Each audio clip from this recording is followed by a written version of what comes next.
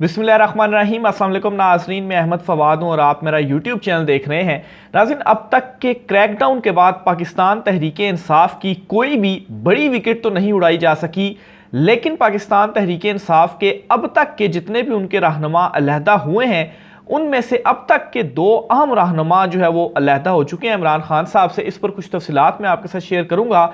ये कौन है, क्या इनके ऊपर दबाव डाला जा रहा है और ये कैसे इमरान खान साहब के करीबी भी थे। और दूसरे नंबर पर शाह महमूद कुरैशी जो हैं और असद उमर जो कि इस वक्त जेल में मौजूद हैं, इनसे मुलाकात की है बड़ी एक अहम शख्सियत ने, और पाकिस्तान तहरीक इंसाफ की ही अहम शख्सियत ने इनसे मुलाकात की है।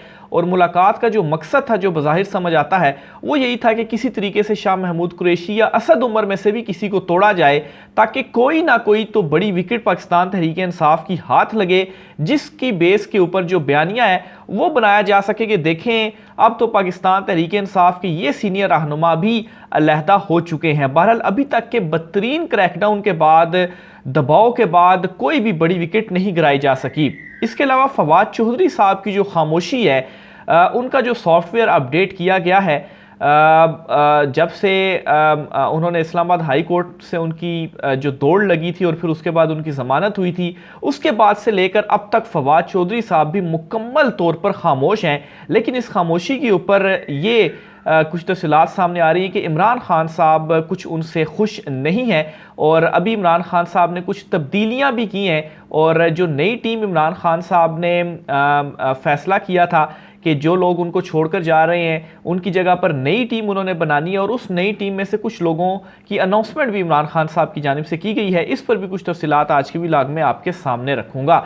सबसे पहले तो दो नाम जो कि अब तक के मैं समझता हूं कि सबसे बड़े नाम होंगे, जितने लोग पाकिस्तान तहरीक इंसाफ को छोड़कर जा चुके हैं, उनमें सबसे पहला जो नाम है वो तो चौधरी वजाहत हुसैन का है। चौधरी वजाहत हुसैन जो हैं, ये चौधरी परवेज़ इलाही साहब के साथ ही पाकिस्तान तहरीक इंसाफ में आए थे। काफ लीग को इन्होंने छोड़ा था और ये अब वापस काफ लीग में चले गए हैं। अच्छा, यहाँ पर एक बात ये भी याद रहे कि अब तक जितने भी पाकिस्तान तहरीक इंसाफ को छोड़कर गए हैं, इनमें से बहुत सारे लोग ऐसे हैं जिन्होंने ये कहा है कि वो किसी दूसरी जमात में शामिल नहीं हो रहे, बल्कि वो सिरे से पार्टी सियासत को ही खैरबाद कह रहे हैं। तो ये एक जो बात है वो मद्देनज़र रखने वाली है कि जिससे ये प्रूफ भी होता है कि उनके ऊपर दबाव है। और आज भी एक नाम सामने आया, आफ्ताब सिद्दीकी, जो कि दूसरा नाम मैं आपके सामने रखने जा रहा हूँ चौधरी वजाहत हुसैन साहब के बाद, जो कि पीटीआई कराची के सदर थे। और इन्होंने एक वीडियो जो है वो इनकी सामने आई, जिसमें ये कहते हैं कि मैं पॉलिटिक्स को ही खैरबाद कह रहा हूँ और अपना जो मेरा बिजनेस है मैं उसके ऊपर फोकस होना चाहता हूँ। तो इसका मतलब यही है कि उनको ऑप्शन दिया गया था कि या तो बिजनेस कर लें या तो सियासत कर लें, क्योंकि अगर आपने सियासत करनी है तो फिर आपके बिजनेस को हम ये कर देंगे, वो कर देंगे। तो जाहिर सी बात है, इस दबाव में आकर फिर उन्होंने ये जो अनाउंसमेंट है वो की है। तो बहरहाल अब तक के पाकिस्तान तहरीक इंसाफ के जो लोग उनको छोड़ कर गए हैं, अलबत्ता इन दोनों के छोड़ के जाने से भी इमरान खान साहब को इस वक्त की जो सिचुएशन है, जो पोजीशन है, उससे कोई फ़र्क नहीं पड़ता। लेकिन उन तमाम नामों में से ये दो नाम जो थे वो मैं समझता हूँ ये बड़े नाम थे जो कि छोड़कर गए हैं। एक तो चौधरी वजाहत हुसैन ने दोबारा काफ लीग को ज्वाइन कर लिया है, और आफ्ताब सिद्दीकी जो है वो भी ये कहते हैं जी कि मैं तो सिरे से पॉलिटिक्स को ही मैं खैरबाद कह रहा हूँ। लेकिन इसके साथ साथ परवेज़ इलाही साहब जो हैं, उनका एक बयान बड़ा सामने आया है। अच्छा, परवेज़ इलाही के बयान से पहले एक और ख़बर भी आपको देता चलूँ। जो साबिक डिप्टी स्पीकर थे पंजाब असम्बली के दोस्त मोहम्मद मिज़ारी, उन्होंने नून लीग में शमूलियत इख्तियार कर ली है।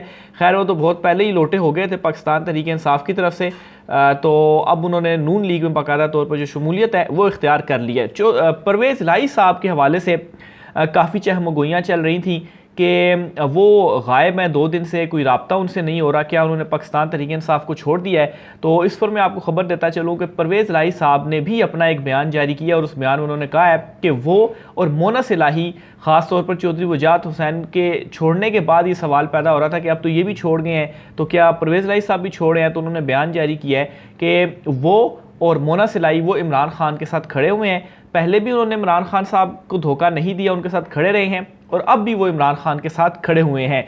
लेकिन इस बयान में एक और बड़ी अहम बात है जो उन्होंने कही है, वो क्या है वो आप सुने। चौधरी परवेज़ इलाही साहब कहते हैं इमरान खान के साथ हैं लेकिन फ़ौज से मुतल्लिक बयानिए की हिमायत नहीं करते। वीडियो पैगाम में उन्होंने ये कहा है कि हमारा फ़र्ज़ है कि मुश्किल वक्त में इमरान खान का साथ दें, चौधरी वजाहत से नाराज़ नहीं और इनके फैसले पर कोई रंज नहीं, उन्होंने अपने हालात देखकर फैसला किया। चौधरी वजाहत हुसैन के बाद ये काफ़ी जो बयानिया था वो बिल्डअप हो रहा था, तो उन्होंने भी कह दिया उनसे नाराज़ नहीं, ठीक है वो उधर जाते हैं तो उनकी अपनी मर्जी है। उन्होंने मजीद ये कहा कि फ़ौज हमारा अपना इदारा है, हमेशा कोशिश रही कि फ़ौज इस्टेब्लिशमेंट के साथ अच्छे ताल्लुकात रहें। इमरान खान ने हमारे साथ जो वादे किए वो पूरे किए। परवेज़ लाई ने कहा कि पीटीआई और इमरान खान का साथ दीवार के साथ दीवार की तरह खड़ा हूँ, इक़्तिदार आने जाने की चीज़ है।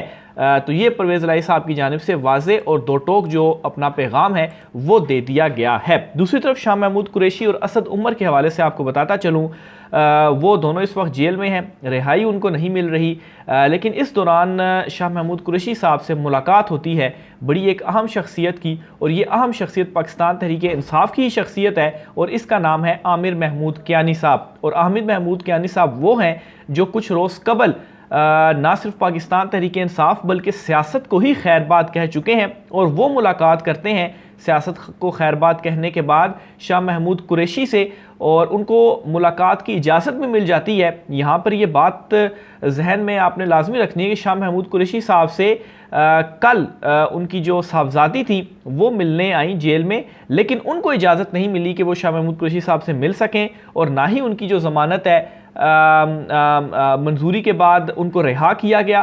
तो 5 दिन हो गया उनकी ज़मानत मंजूरी को, अभी भी वो जो है वो रिहा नहीं हुए। और इस सारी सिचुएशन के दौरान आमिर कियानी जो हैं, जो कि उनकी जमात के साबिक रुकन अब हो गए हैं, उनको इजाज़त मिल जाती है कि वो शाह महमूद कुरैशी साहब से मिलें। ये खबर सुन लें, शाह महमूद कुरैशी ज़मानत मंजूरी के 5वें रोज़ भी रिहा नहीं हो सके।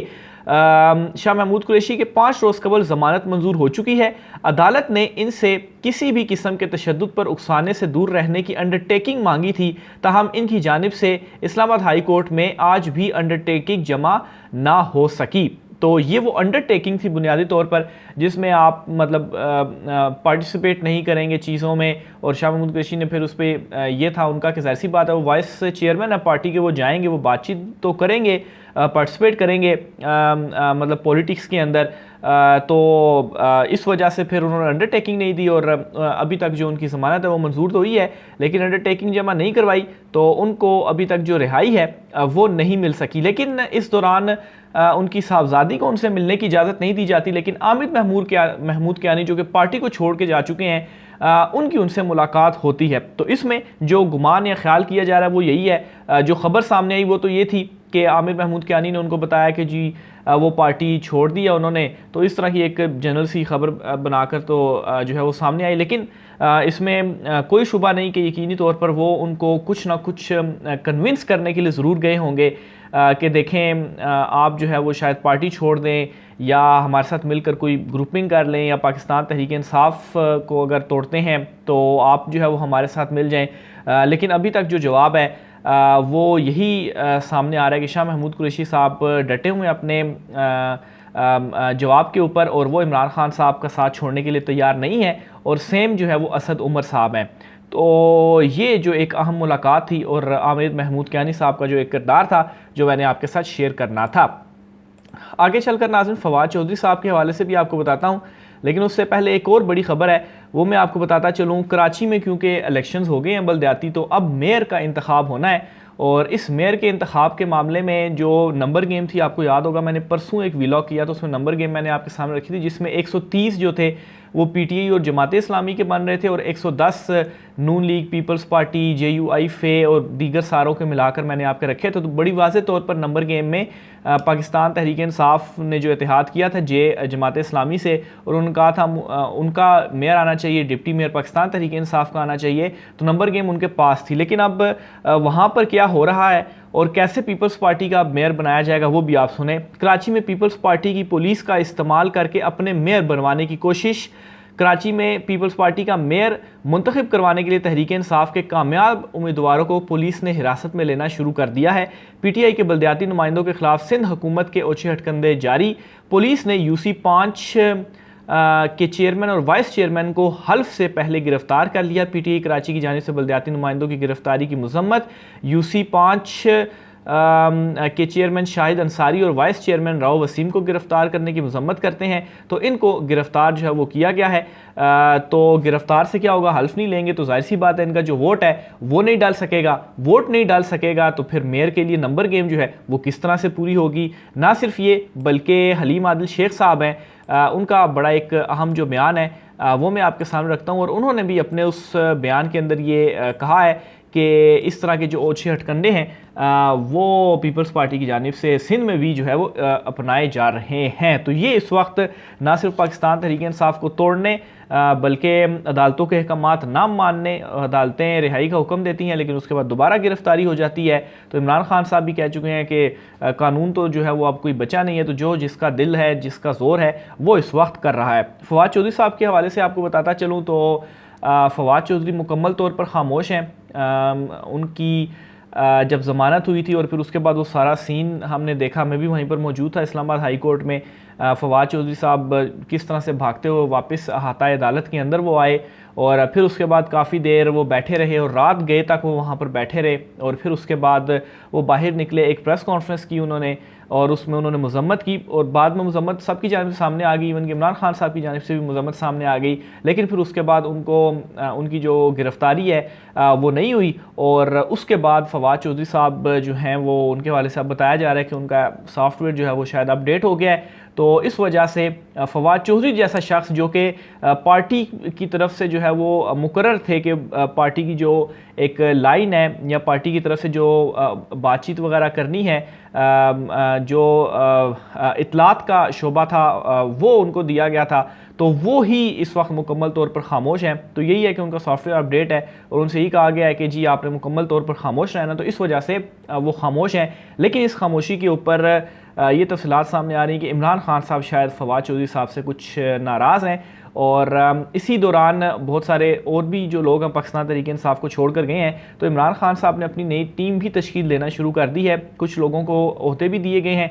सदाकत अब्बासी और फ़रूख हबीब, इनको जनूबी और नहीं मगरबी और शुमाली पंजाब के सदारत के जो ओहदे हैं इमरान खान साहब की जानिब से इन दोनों को दिए गए हैं। तो बहरहाल पाकिस्तान तहरीक इंसाफ के हवाले से तो इस वक्त ये सिचुएशन है कि उनके एक एक हलके के अंदर कोई 15-15 लोग हैं, तो अगर 2-3 अगर उनमें से जाते भी हैं तो उसके बावजूद भी 12 लोग जो हैं वो पाकिस्तान तहरीक इंसाफ के पास बचते हैं। तो बड़ी जल्दी से इमरान खान साहब ने अपनी नई टीम की भी कुछ जो अनाउंसमेंट्स हैं वो कर दी हैं। तो कोई फ़र्क नहीं पड़ता कौन पाकिस्तान तहरीक इंसाफ को छोड़कर जा रहा है, कौन नहीं छोड़कर जा रहा। इस वक्त नाम सिर्फ एक ही है, इमरान खान पाकिस्तान तहरीक इंसाफ। इमरान खान से पाकिस्तान तहरीक इंसाफ और पाकिस्तान तहरीक इंसाफ से इमरान खान। तो ये इस वक्त जो सिचुएशन है सारी बनी हुई है। राय का सर कीजिएगा। आज की व्लॉग से इतना ही, मुझे इजाज़त दीजिए। अल्लाह हाफ़िज़।